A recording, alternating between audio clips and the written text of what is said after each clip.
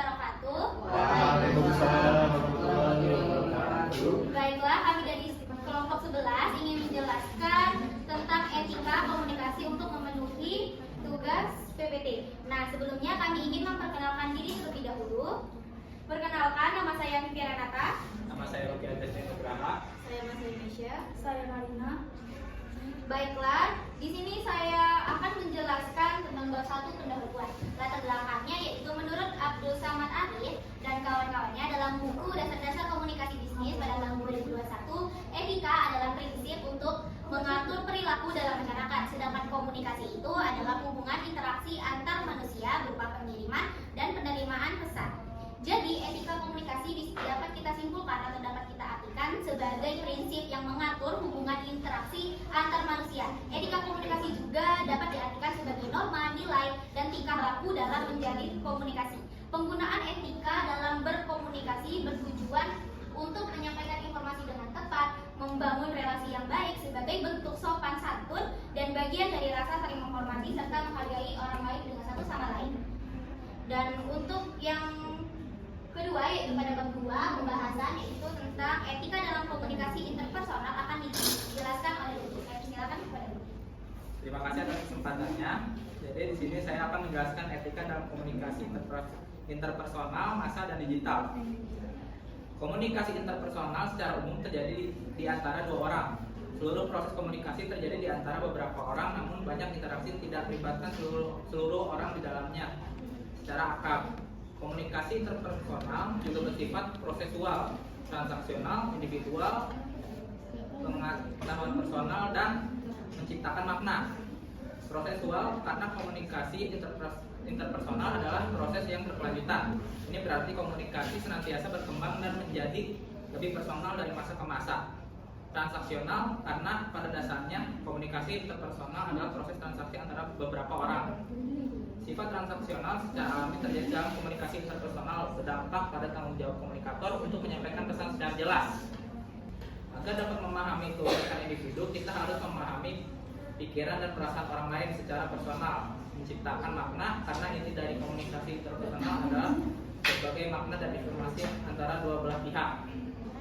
Dalam Wood 2013, Richard L. Weber 1993 dalam Budiatna 2011 tidak memberikan definisi komunikasi antar pribadi, melainkan menyebutkan karakteristik komunikasi antar pribadi. Menurutnya terdapat 8 karakteristik dalam komunikasi antar pribadi, yaitu yang pertama melibatkan paling sedikit 2 orang, yaitu berarti komunikasi antar pribadi melibatkan paling sedikit 2 orang. Menurut Weber, komunikasi antar pribadi melibatkan lebih dari 2 individu.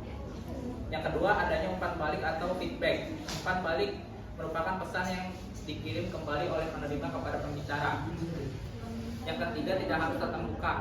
Jadi ini tuh berarti komunikasi antar pribadi tidak harus tatap muka. Yang keempat, tidak harus bertujuan. Komunikasi antar pribadi tidak harus selalu disengaja atau dengan kesadaran. Yang kelima, menghasilkan beberapa pengaruh atau efek. Untuk dapat dianggap sebagai komunikasi antar pribadi yang benar, maka sebuah pesan harus menghasilkan atau memiliki efek atau pengaruh.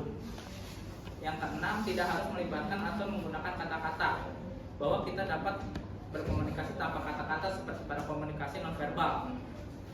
Yang ketujuh, dipengaruhi oleh konteks. Konteks merupakan tempat di mana pertemuan komunikasi terjadi, termasuk apa yang mendahului dan mengikuti apa yang dikatakan.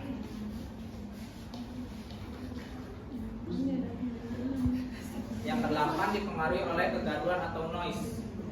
Kegaduhan atau noise ialah setiap rangsangan atau stimulus yang mengganggu dalam proses pembuatan pesan.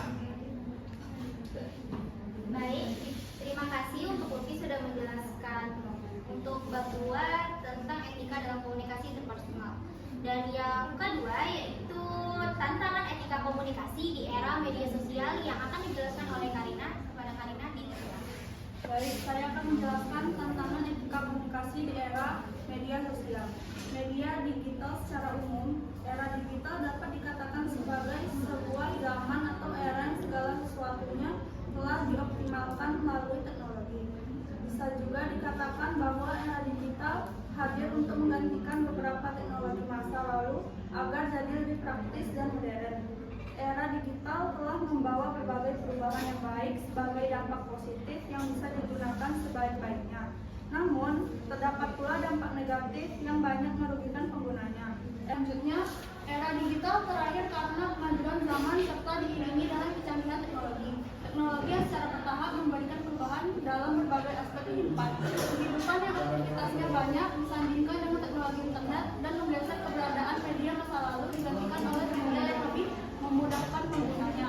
Kemudahan itu membuat masyarakat berbondong-bondong untuk mempunyai alat yang serba digital agar dapat mengakses segala informasi di mana saja dan kapan saja. Jika seseorang menyalahgunakan sosial media, maka ia akan mendapat kerugian seperti kecaman dari warganet, kurangnya relasi, terbongkarnya privasi, dan lain-lain. Sosial media dapat menyulap seseorang menjadi dua sisi kehidupan yang berbeda, karena seseorang dapat menjadi sangat berbeda kehidupannya antara sosial media dan kehidupan aslinya. Sekian saya kembalikan kepada. Akan saya lanjutkan dengan sesi tanya jawab. Di sini kami memberikan 3 penanya, maka akan saya berikan waktu untuk penanyanya dalam hitungan 3, 2, 1. Baiklah, untuk penanya nomor 1 dipersilakan dan jangan lupa memperkenalkan diri. Terima kasih atas kesempatannya. Perkenalkan, nama saya Firanima, saya dari kelompok 7. Jadi saya ingin bertanya, bagaimana etika komunikasi berperan dalam membangun kepercayaan dalam komunikasi antar pribadi? Terima kasih. Baik, terima kasih untuk pertanyaannya. Kami tampung terlebih dahulu. Baiklah, untuk penanya nomor 2, saya persilakan dalam hitungan 3, 2, 1. Baik, saya persilakan untuk pertanyaan nomor 2. Jangan lupa Baik, perkenalkan, nama saya Nurul Sofia Amna dari kelompok 6. Saya ingin bertanya, bagaimana menghadapi situasi komunikasi ketika nilai-nilai etika berpotensi berbenturan dengan keinginan untuk menyampaikan pesan secara jujur? Baik, terima kasih untuk Tia atas pertanyaannya dan akan kita lanjutkan untuk pertanyaan nomor 3, yaitu akan saya hitung dalam hitungan 3, 2, 1. Baik, akan saya persilakan untuk pertanyaan nomor 3 yaitu untuk Andre. Terima kasih kesempatannya. Perkenalkan, nama saya Andreas Yogi dari kelompok 4. Saya ingin bertanya, bagaimana etika komunikasi digital dapat diterapkan di media sosial, terutama ketika batas antara kebebasan berpendapat dan tanggung jawab moral sering kali kabur. Itu saya dari saya. Terima kasih. Baik, terima kasih Andre untuk pertanyaannya.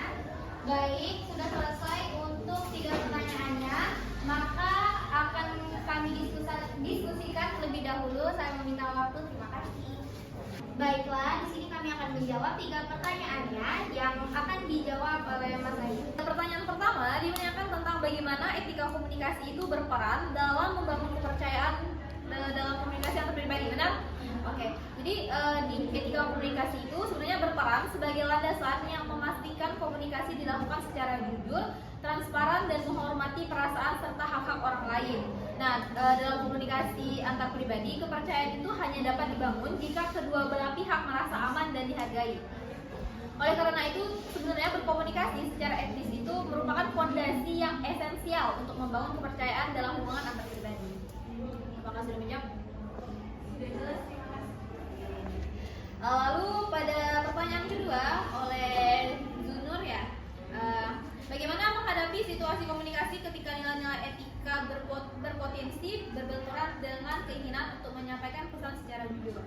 Nah, ketika nilai berpotensi berbenturan dengan keinginan untuk menyampaikan pesan yang jujur, itu tuh penting bagi individu untuk mengevaluasi konsekuensi dari kedua pilihan tersebut.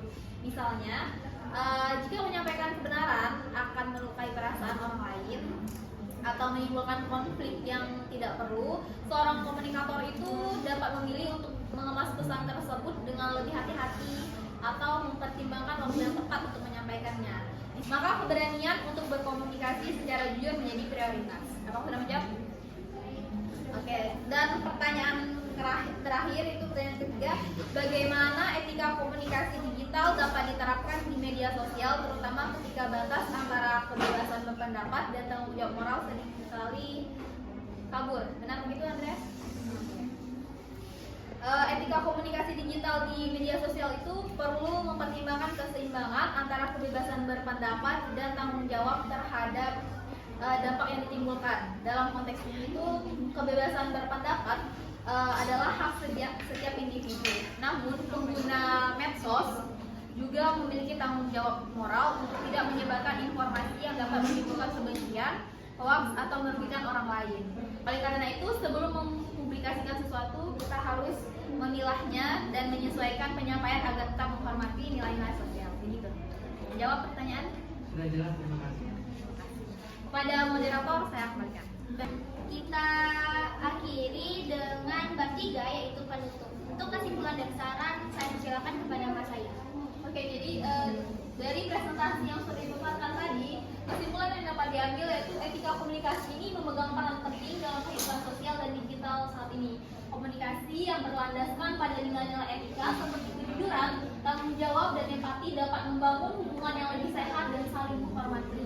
Adapun saran dari kita untuk yang dapat dilakukan untuk tantangan dalam beretika komunikasi ini, terutama di era digital, ada yang pertama meningkatkan literasi digital, lalu yang kedua regulasi yang tegas dan edukatif, dan yang terakhir pengembangan rasa tanggung jawab. Baiklah, kami akhiri dari kelompok 11. Kami ucapkan terima kasih. Wassalamualaikum warahmatullahi wabarakatuh. Waalaikumsalam.